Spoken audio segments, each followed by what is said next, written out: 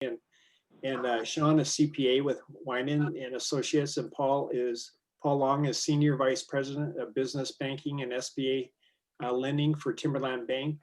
And they both are going to give us another update. They did this back in, I think we did this in April. And both Shawn and Paul are dedicated regional allied members of ASA Northwest and have been helping our members through the COVID-19 journey and the PPP program. So welcome, Shawn and Paul. Thank you. Thank you. Glad to be here and glad my computer got up. So thank you for your patience. Thank you. Hey, so the main thing I want to make on this call is I want to go over some of the main things about the PPP program. I'm not going to read everything to you because you're all smart and you can all read stuff. What I really want to do is answer questions. Q&A is usually one of the most important things when it comes to on a webinar. So first and foremost, I'm going to kind of use the guide here. Hopefully you guys can see my screen. I think you can't even file. You can't even close it right now, can you? All right. So we're looking at first-time borrowers. If you did not get a PPP loan before, first of all, where the heck were you? It's free money. But you can come back and actually get first round PPP. It is going to be the same rules as before. Go to your bank, contact Timberland, whatever, and we can go ahead and move forward on doing that. So I'm going to spend most of my time on the second draw because I'm going to assume that most people did get a PPP the first round. Okay. One of the things is the amount that you get is going to be based on how much your average payroll is. Okay. So what's important to know is the definition of what is 2 times 5 your annual payroll. So a lot of people will either take their 940 or 941s and say that was my payroll. Well, you're actually leaving free money on the table. Because if you look at this, you can actually add in health insurance benefits, retirement benefits, and state and local taxes as a part of your dollar amount, regardless of which PPP program you're doing. So make sure that you are not just using what was in your 940 and 941s, but adding in health, retirement, and state and local taxes on there, okay? Second draw. So let's talk about the second draw. So you must have had a first round PPP. You do not, repeat, do not have to have started forgiveness or anything that has to do with forgiveness to get a second draw PPP. What that means is you can do the second draw and then do your PPP forgiveness later on that. So so be aware of that. I get that question a lot. But you do have to have had a first round PPP. You also must have been able to use all the money. Chances are if you got your PPP, you probably got it back in March or April. And by that time you have 8 to 24 weeks to use it. You've probably already used it. You can't be over 300 employees. I don't think we have anyone there on the call there. But but you must have had a reduction. This is the biggest part. You must have shown a reduction of 25% or more in gross receipts, not your profit, not your bottom line profit, but a reduction 25% in gross receipts in any quarter of 2020 compared to 2019. If you are a newer business, you can use, for example, Q2 of 2020 compared to Q1 of 2020. So feel free to ask questions as we go through this if there's something that doesn't make sense. But for most of you, I'm going to assume that you have been around since at least February 15th of 2019, which is the start date for PPP, and what you had to have been in business February 15th, 2019. Eligibility, like I said, you have to, I'm sorry, February 15th, 2020. Sorry about that. You had to have been in business February 15th of 2020 or you are not eligible. None of you guys know that applies to you guys. I'm trying to keep it very automotive related. And we can pretty much skip that. Some of the other stuff is if your business is closed, you can't get one.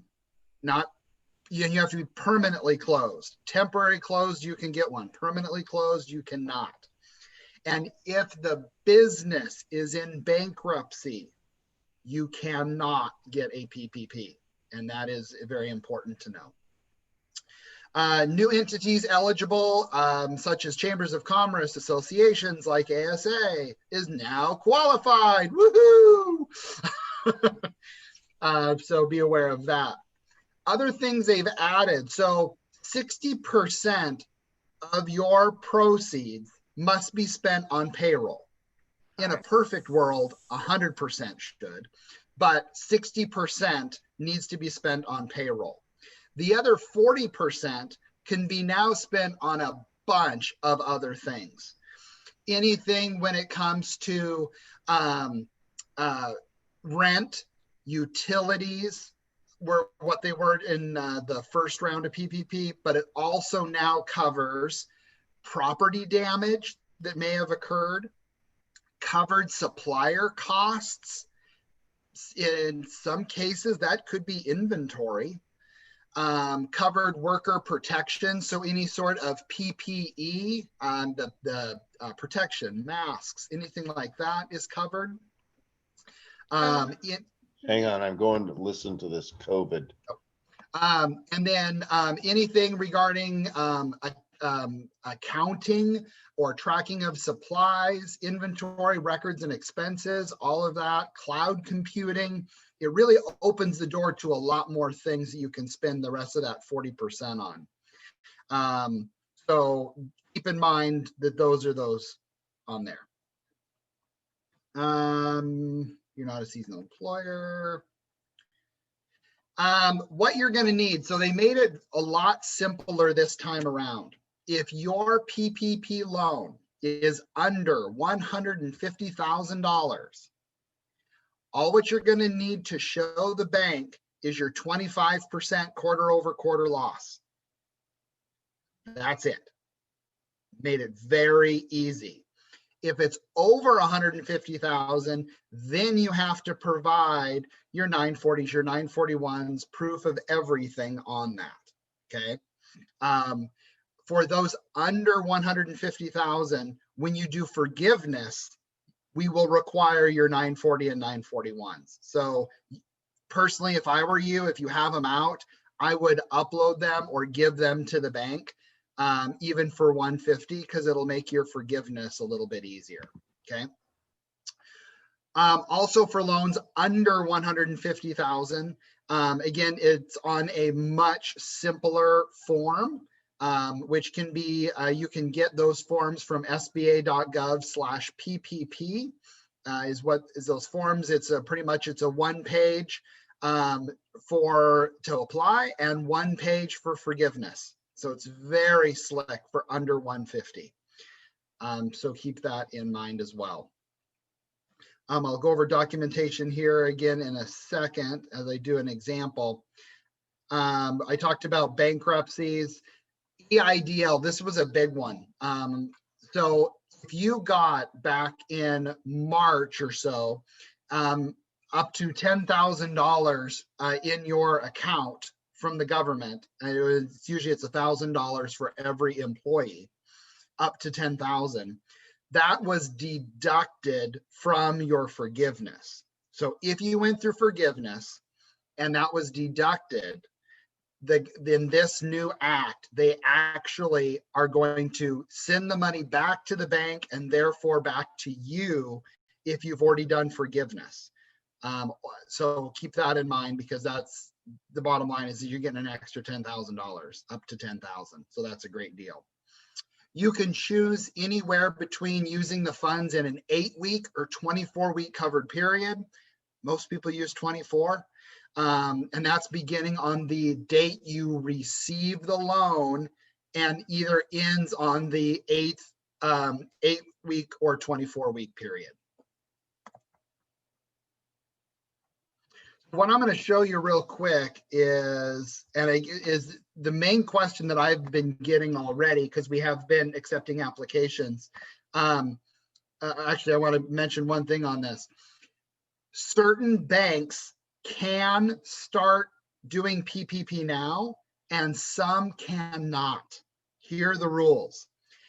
This week, Monday, Tuesday, Wednesday, if you were an extremely small bank, a minority-owned bank, these really small organizations, they started PPP on Monday, Tuesday, Wednesday. Chances are 99% of everyone who is on this call, your bank could not do PPP Monday, Tuesday, or Wednesday, or Thursday for that matter, which is today. Banks that are under 1 billion in assets, and I'm sure you all know how many billion assets your bank is, starts tomorrow. Those are smaller banks, some that are in the area, Commencement Bank, some credit unions, Oli Fed, OB Credit Union. Some of those really smaller banks do start on Friday, which is tomorrow. Everybody else, Timberland, US Bank, Wells Fargo, pick whatever bank, 99% of us on the phone will start on Tuesday. So at bare minimum, at least get your application ready. And again, you can get that at sba.gov/PPP and be able to be ready to move on that. So one of the things that I wanted to go over real quick is for the second loan, you have to show quarter over quarter. Okay, so I'm just going to do some real quick analysis on here. So let's say, for example, in Q1 2019, you had 500,000. Try another zero. Okay, 5 million. Let's do this. Let's keep it reasonable, right? And you had 450, you had 250, and you had another 250. Okay. And then here you had 600,000. Sorry, I need to be able to see this here. Sorry.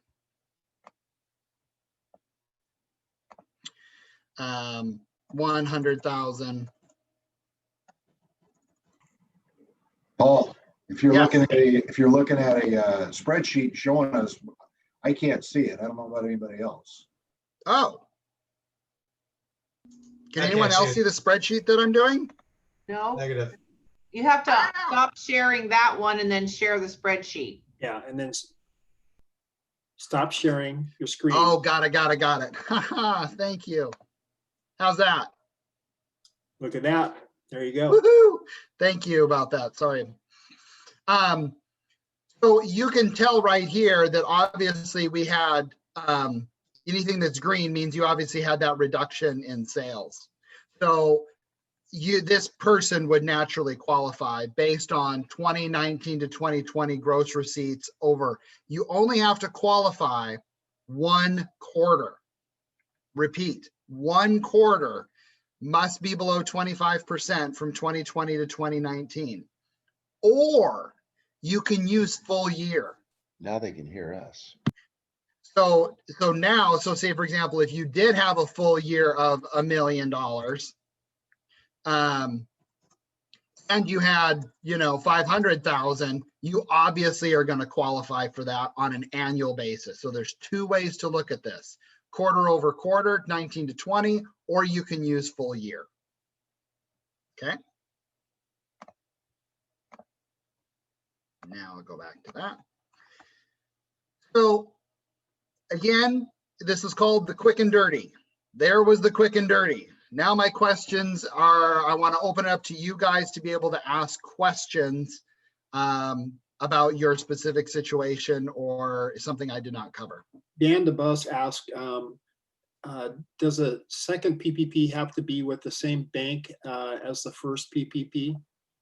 The answer is no.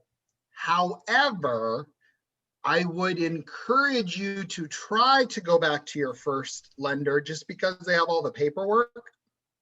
Keep in mind, if you do go to a different bank, you would actually have to do 2 sets of forgivenesses with 2 different banks. If you're okay with that, that's fine.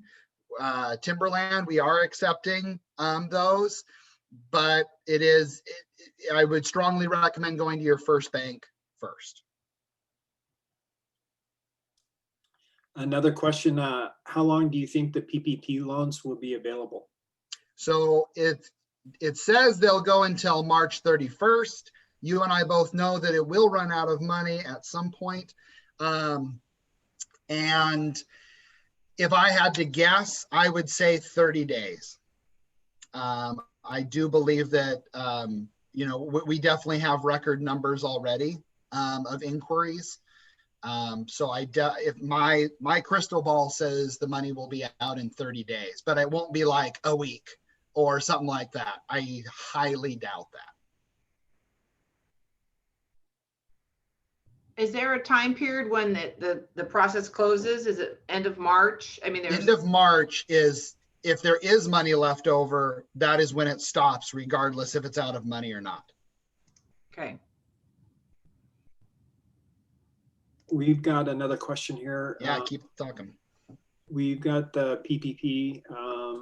It's forgiven as this week, the second draw. For the second draw, will we have to start over with the whole application process? Yes, a new application will be required for even for a second round. There's still a second round application, but the application is much simpler. What happens if you have more employees this time versus last time? Then you should calculate your payroll based on 2020 and not 2019. Okay. Then if you're a sole proprietor that had no payroll for the first round, but with the money, you hired an employee, what do you need to submit this time around? Your 940 and your 941s to prove your payroll.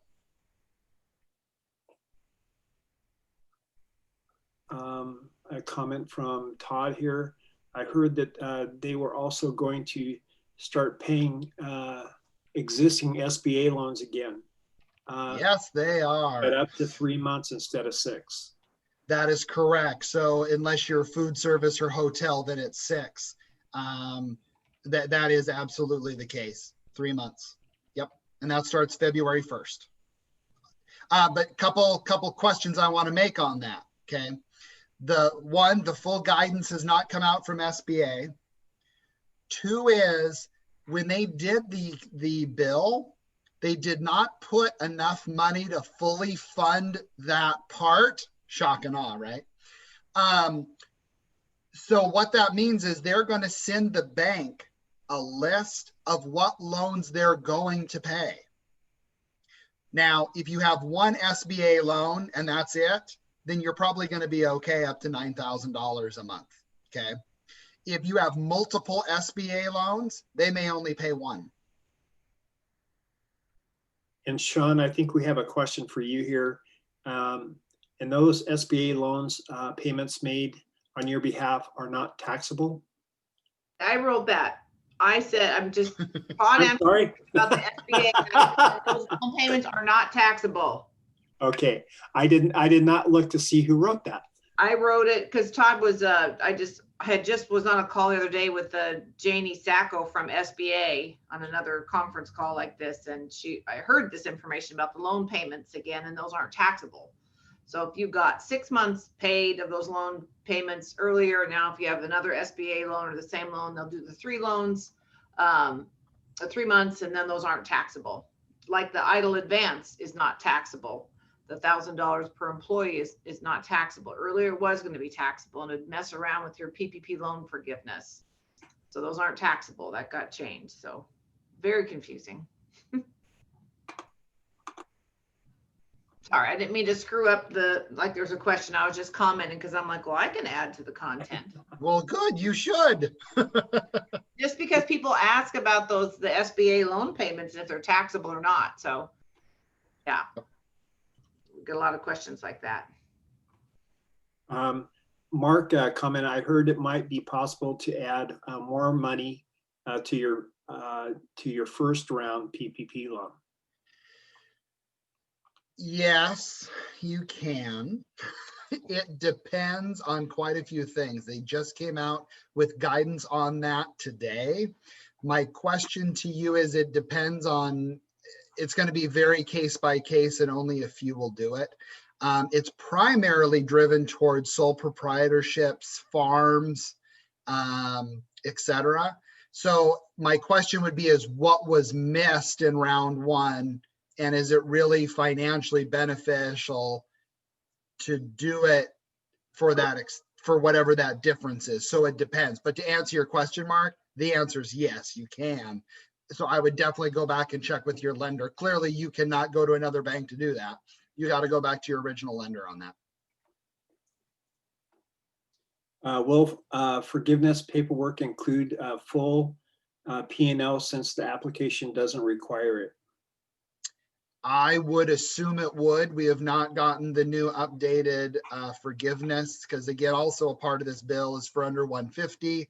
It's also a simplified forgiveness, and that is going to be changing too. So if you are thinking about doing forgiveness on your first round, I would wait if I were you, unless you're over 150,000, then just go ahead and do it. Any other questions? You all can come off of mute if you want to and ask your questions. I don't have a question, but I want to comment on the, I know Laura might need to know what banks are giving or taking I applications. just saw that. Um, So it depends on your bank size. If you have a very, very, very small bank, it starts tomorrow. Everybody else, Tuesday, because remember, Monday's a holiday. Right. One of the nuances of this December legislation, the Consolidated Appropriations Act, that gave us the second round of PPP loans, and it did a bunch of other things. Earlier in the year, under the CARES Act, that brought us the PPP loan. It also brought us what's called the Employee Retention Credit. But that credit, as structured originally, was so horrible and so limiting. It wouldn't include owners' compensation or owners' family members, and most, closely held businesses are run by family and owners, obviously. It was very limiting. You had to have been shut down completely. In many cases, people weren't, but they had limited. And it was just terrible. Everybody went to the PPP loans. Well, this Consolidated Appropriations Act has made some changes to that. And what it did change is it allows PPP loan users from earlier this year to be able to use this employee retention credit. Now, this is a complicated credit. If you're using a payroll service like ADP or Paychex or something like that, they're probably going to give you some updated information. But here's some of the weird twists. If you're still struggling or you want to take advantage of more free money, and this employee retention credit is really free, but you've got an existing PPP loan and you paid wages over your 8 or 24 weeks period, you may be, if you haven't applied for forgiveness yet, you may be able to redesignate your wages and costs on your forgiveness, your initial forgiveness, to put maybe more on the operations costs, as we can expand our costs allowed under forgiveness now with the Consolidated Appropriations Act, reducing some of the wages, because this employees retention credit, you can get it for quarters, any quarters in quarter 2, 3, or 4 in 2020 and quarters 1 and 2 in 2021. So what that means is that you can't double dip with wages that you paid with PPP loan. But if you recast some of your tracking, I'm like, well, I'll add more utilities, or now I can add in some operational costs or PPE supplies and some of those other things that we can rebalance our costs with.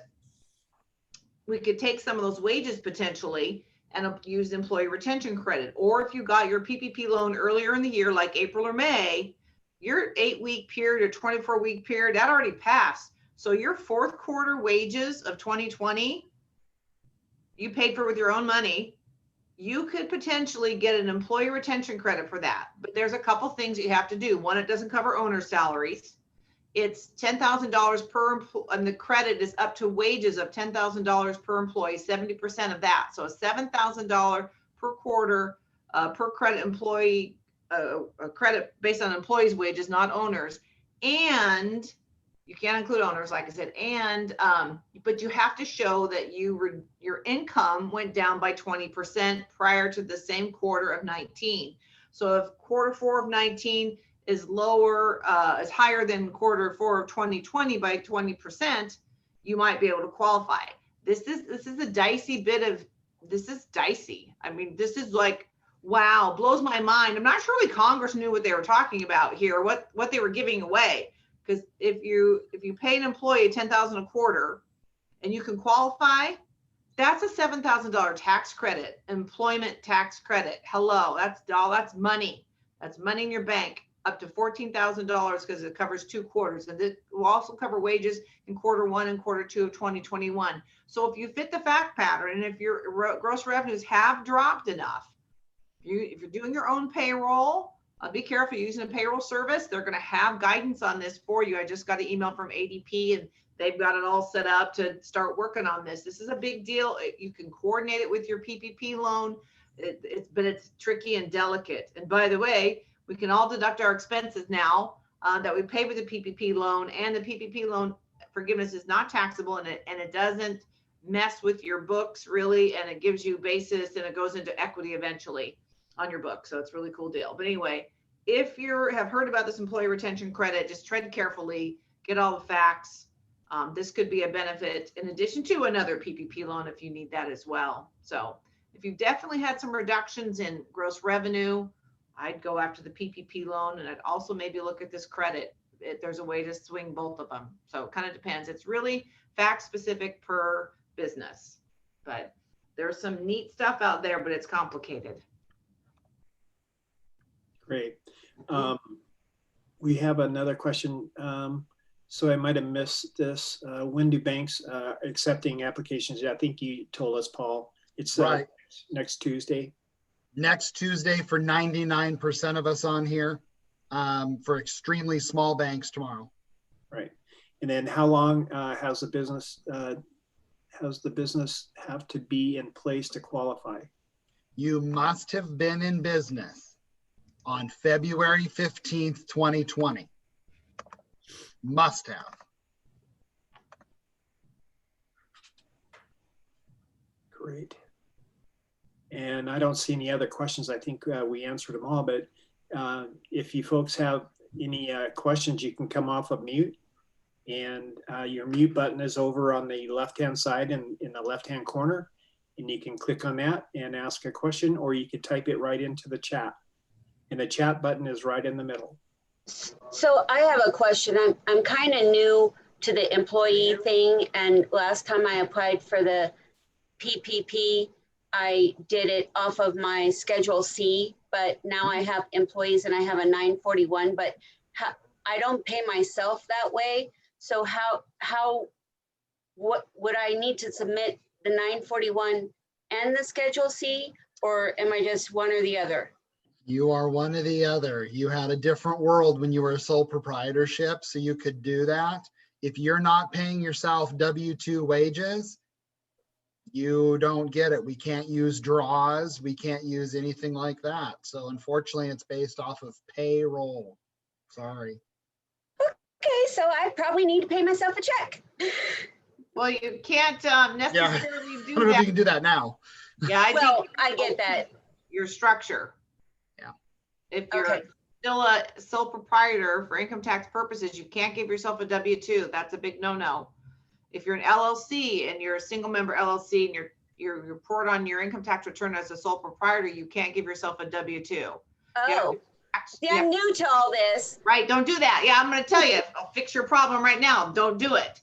Okay, It happens, and like, oh, I thought I could. I'm an LLC. I'm a corporation. Well, no, not unless you tell IRS you want to tax yourself like a corporation. At that time, you would put yourself on payroll. But so I just need to see which one I'm better off with, either the payroll or the Schedule C. Is that correct? No, there's a little bit more to it than deciding if you want to become a corporation for income tax versus being a sole proprietor. That's a really good question to ask your tax preparer professional that helps to guide you, because there's a benefit to doing that sometimes, but there's also a time and place for that depending on But But when I'm applying for the PPP, do I need to see whether it's beneficial to do the Schedule C or the 941, or do I just have to go with the 941? I think Paul just said you can only use your wages now, but your Only employees' wages. wages, and that your net profit won't calculate for the Okay. second round. Okay, that's fine. Oh, I'm glad that I understand that now. Yeah, Thank you. you're welcome. Ask up Paul. Paul's gonna be super busy starting Tuesday. You're never gonna be able to get any information. Yeah, don't call me. I'm always available. Taxis. No. Poor Paul.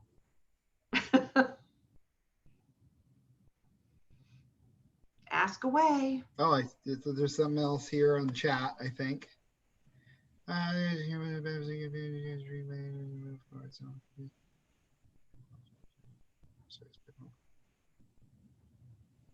Okay. I hear of all the benefits of getting a PP loan because it's free money, but I don't move forward because one, it's so confusing what is and isn't allowed. I don't blame you. Yeah, fair enough. Two, I didn't qualify for EIDL loan back in March, April, so I expect I won't qualify now. So again, the EIDL loan is directly through SBA and is different from PPP. It also has different rules than PPP. So for me to answer that question, I got to know a lot more information. Jennifer, I don't think you should be afraid. Is she still on the call or did she pop off? Nope, she's there. I see her. I don't think, I don't know how you're structured. Are you a sole proprietor? Because really the PPP loan, if you're just a sole proprietor, you have no employees, it's a no-brainer to do because you don't have employees. You only get that, and it's just based on income. The SBA EIDL loan, I didn't know this until earlier this week, that the loan that's 30 years long for 3.75%, they're actually opening that back up again. I didn't know that. That's directly through the SBA website. But for most people, there was a lot of fear around the PPP loan. There's, your lender will guide you, your tax professional will guide you, depending on your entity structure. And if your revenues are down or your ability to practice what you do is down, this is what it's for. And especially if you have 3 employees, you should absolutely qualify. Right. I would be very curious to know why. Yeah. Feel free to shoot me an email and I can try to help you on there. PTLONG@timberlandbank.com, PTlong@timberlandbank.com. For sole proprietors in the first round, it was based on 2019 Schedule C profit. That is correct. Is that not the way for the second round? That is the same. But if you have employees, then it's 940, 941. Most sole proprietor Schedule Cs don't have employees.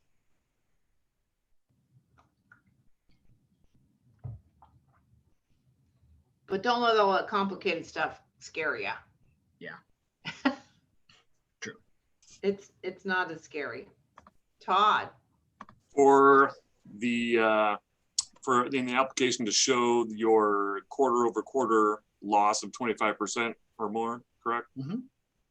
Do you think there'll be any more required documentation other than a simple P&L for the quarter? Simple P&L. That's it. I don't know how else you do it. Right. There could be some guidance coming from SBA on that because I read a blurb about it was based on how you keep your books and records. If you keep your books on accrual, but you pay the Department of Revenue on collect cash basis. I mean, I'm an accountant, so clients ask me this stuff all the time.